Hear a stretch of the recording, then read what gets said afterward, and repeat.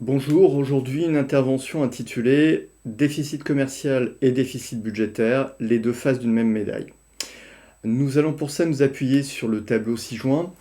En fait, le déficit commercial et le déficit budgétaire sont tout simplement les deux faces d'une même médaille.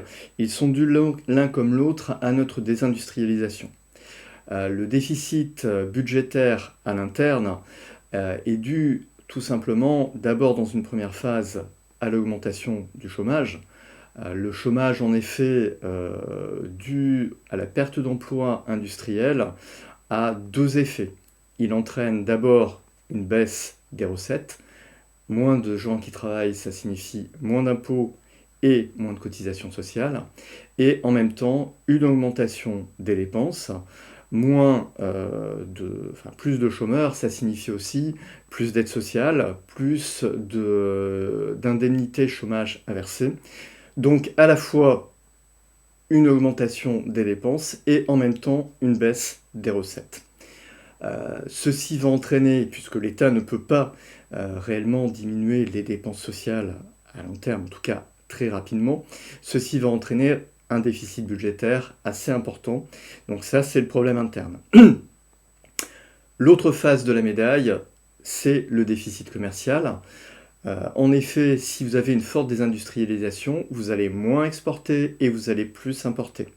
Donc vous allez avoir progressivement une augmentation du déficit commercial. Comment fait-on le lien à la fin des fins entre les deux? Tout simplement par le biais d'une manipulation monétaire. Vous allez tout simplement avoir des pays étrangers qui exportent chez nous, qui vont tout simplement trouver que nous sommes un gros client et qu'il faut nous maintenir en tant que gros client. Donc pour ça, ils vont nous faire des crédits à la consommation, tout simplement. Ils vont nous prêter de l'argent. Donc comment ça se passe? Très concrètement, vous avez des entrées de devises, et ces entrées de devises vont nous permettre d'importer les produits dont nous avons besoin, les produits industriels depuis la Chine, les produits énergétiques comme le gaz et le pétrole depuis le Qatar, l'Arabie Saoudite. Donc ce sont ces pays-là qui en fait nous font crédit. Aujourd'hui, on le sait, nous avons une très forte dette vis-à-vis de ces pays, même si l'agence France Trésor n'est pas très ouverte à ce niveau-là à l'idée de nous dire exactement avec qui nous avons véritablement une forte dette extérieure. Mais effectivement, on sait que ce sont ces pays qui nous ont prêté de l'argent. Or, ces pays, ils ont besoin ensuite, une fois que ces capitaux sont rentrés en France, de les investir. Donc où est-ce qu'ils les investissent? Ils les investissent pour certains dans des entreprises.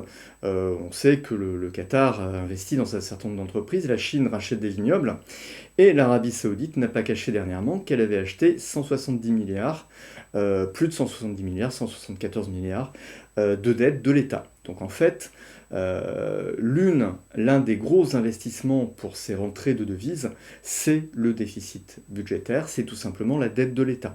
C'est pour ça qu'effectivement, on retrouve à la fin des fins deux déficits jumeaux, le déficit commercial d'un côté, le déficit budgétaire de l'autre, et les deux finalement se rejoignent. Le déficit budgétaire permet aux États qui nous prêtent de l'argent d'investir dans notre pays sur théoriquement une dette assurée, tout simplement. Voilà. Bah, écoutez, bonne journée à vous et à très bientôt pour une autre analyse de l'actualité.